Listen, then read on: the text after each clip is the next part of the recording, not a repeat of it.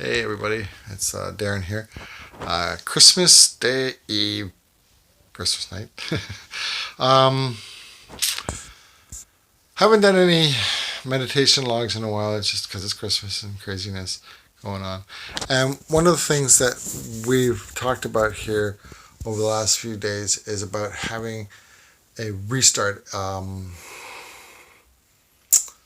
Taking New Year's resolution to the max. 2020 coming up here.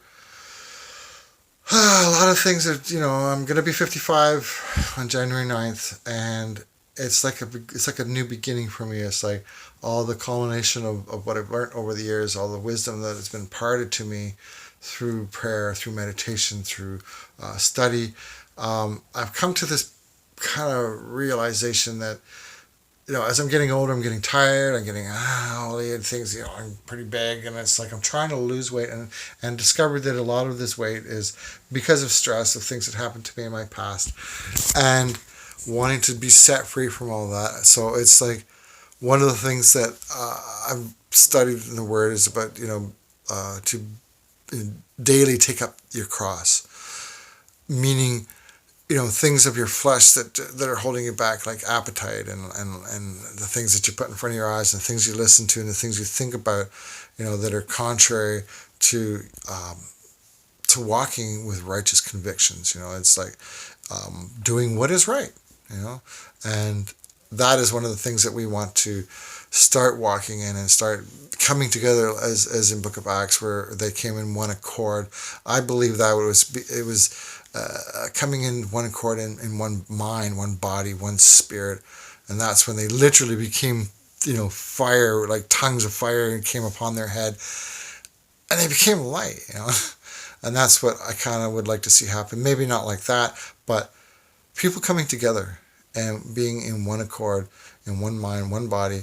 And through my studies of many different things of Eastern type of things, I've discovered a few things that are good and are bad, right? And this is one of the things that I'm going to start bringing to this channel, about my hero's journey into that.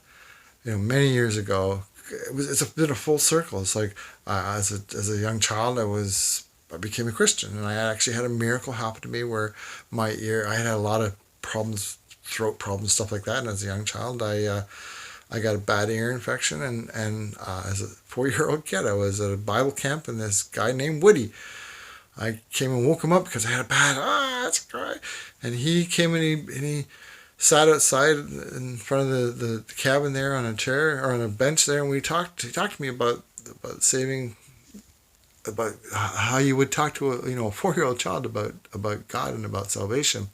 And I came to the Lord at that time, and I had a miracle happen. This ear was like I was, fever and pounding, and tonsil problems and ear problems, inner ear. Anyways, there was a I'll never forget. It was like this pop in my ear, and then this stuff came out, and the fever broke within a few moments, and I was like, oh, I felt better, okay, I was ready to go to bed, and that's how my life has been. It's like at that point, by the time I was 13, 14, things had happened all the way along in churches and religious kind of things, and being hurt by those and pushed me away.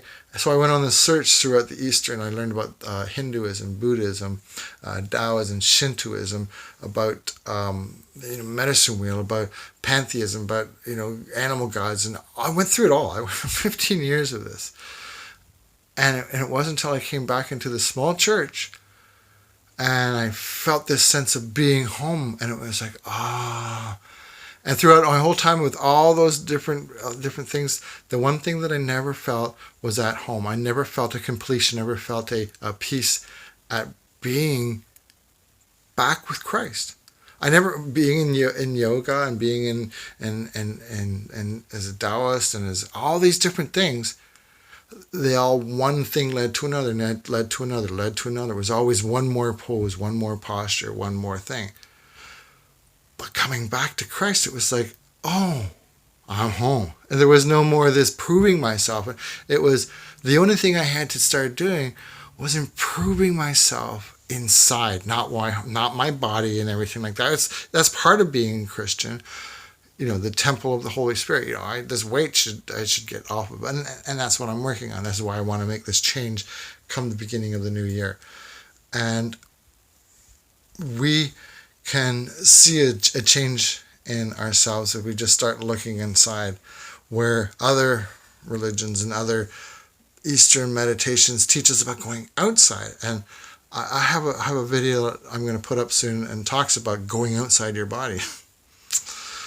When the reality is that the temple of the living God is within each of us if we choose to ask Christ to come into our hearts and to reside there. We are all vassals can take a deity, be it a Hindu or a Sikh or a Taoist or whatever. We all hold something inside of us, and I choose Christ. You make that choice. Anyways, have a Merry Christmas, and I hope to see people join me in the new year. We're going to start some regiments that we're going to be talking about and showing, and we'd be honored to have people who'd come and join us and want to be part of this to make 2020 a year that is dedicated to seeking the inner people of who we are inside. There's many things that God has talked about in the Bible about us, and we are more than what most churches believe we to be.